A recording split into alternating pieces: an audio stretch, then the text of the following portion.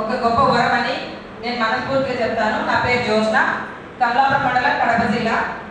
ఇప్పుడు నేను నా గురించి నేను చెప్పుకోవడానికి ఈరోజు ఒక వేదిక నాకు అవసరమైంది.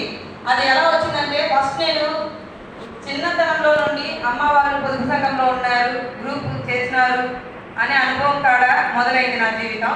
ఈరోజు ఆ వెలుగు బాటలో నేను నడవడం వల్ల నాకంటూ బాల్య వివాహం జరిగింది.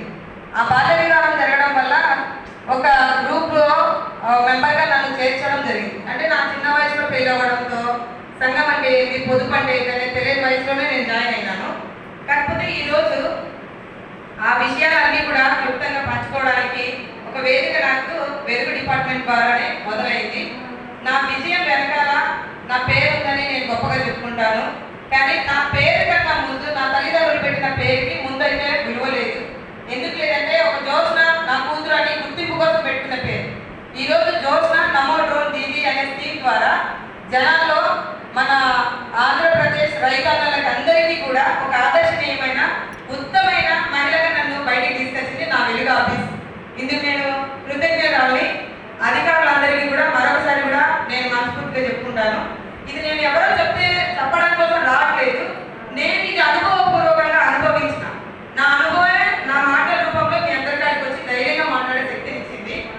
ఒకప్పుడు నేను ఒక 500 కూలి తీసుకోవాలంటే నేను ఎంతో బాధపడేదాన్ని. నన్ను నమ్మి ఎవరైనా పని పిలిచాలంటే చిన్నపిల్ల ఏం చేస్తుందని బాధ పెట్టేవాళ్ళు.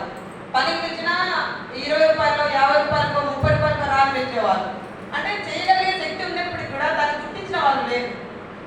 అలాంటి సిచ్యువేషన్ ఫేస్ చేసిన నేను ఫస్ట్ మహిళా సంఘంలో జాయిన్ అవుతానే 5,000 అంటే మేము ఒక 6 నెలల పాటు 100 రూపాయలు పొదుపు కట్టుకోవడం జరిగింది. ఆ 100 రూపాయల పొదుపు 6 నెలల తర్వాత బ్యాంక్ మేనేజర్ సార్ వాళ్ళు, ఫీల్డ్ ఆఫీసర్ సార్ వాళ్ళు, ఇలా వెలుగు సిబ్బంది అందరూ కలిసి వీళ్ళు రెగ్యులర్గా పొదుపు కట్టుకుంటున్నారు, వీళ్ళకి మనం లోన్ ఇవ్వచ్చు అని చెప్పి ఫస్ట్ విడతగా నాకు 2012లో జూలై నెలలో నాకు 50,000 లోన్ గ్రూప్ మీద ఇచ్చినారు. దాంతో నేను ఒక టైలరింగ్ మిషన్ కొన్నాను ఫస్ట్ టైం. ఆ మిషన్ ద్వారా నా జీవనోపాధిని కొనసాగించినాను.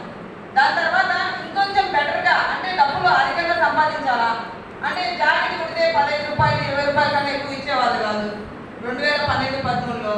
కానీ ఈరోజు అధికంగా డబ్బులు సంపాదించాలని ఆ రోజు నుంచి కష్టపడతాను. అప్పటి నుంచి నాకు మళ్ళీ 1,00,000 రూపాయల లోను, 2 లక్షల లోను, 3 లక్షల లోన్ ఇచ్చినారు. 3 లక్షల లోన్ వచ్చేటప్పటికి మా గ్రూప్ అంతా కూడా సిక్ అయిపోయి ఆగిపోయింది. ఆగిపోయిన మూమెంట్లో అర్థం కాని స్థితిలో ఉన్నప్పుడు మళ్ళీ మాకు కొత్త చేయూతలు ఇచ్చినారు. అంటే అక్కడే ఆగిపోవద్దని చెప్పి గ్రూప్ మీటింగ్స్ పెట్టి మీరు ఇలా చేసుకోండి, ఏదో అదర్ చంద్రన్న పసుపు కుంకుమ డబ్బులు వచ్చిపోండి. అదృష్టం కొద్దీ మా గ్రూప్ డెవలప్ అయింది.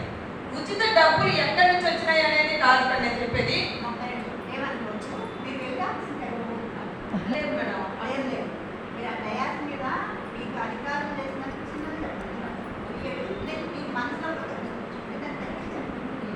రాజకీయ నాయకులు ఎప్పుడు ఆఫీసులు పొగడవాలి, మేము చేయగలిగామంటే ఆ ప్రోగ్రాం తెచ్చింది వాళ్ళు కాబట్టి మనం చేయగలిగాం. ఈ కష్టంలో జీసీలు, ఏపీలు అందరూ తోడు ఉండొచ్చు, కానీ మీరు మరీ ఎక్కువగా వెళ్ళాల్సింది కూడా వెళ్ళాల్సి ఎవరు పెట్టారు, సో ఇప్పుడు మీరు క్యాండిడేట్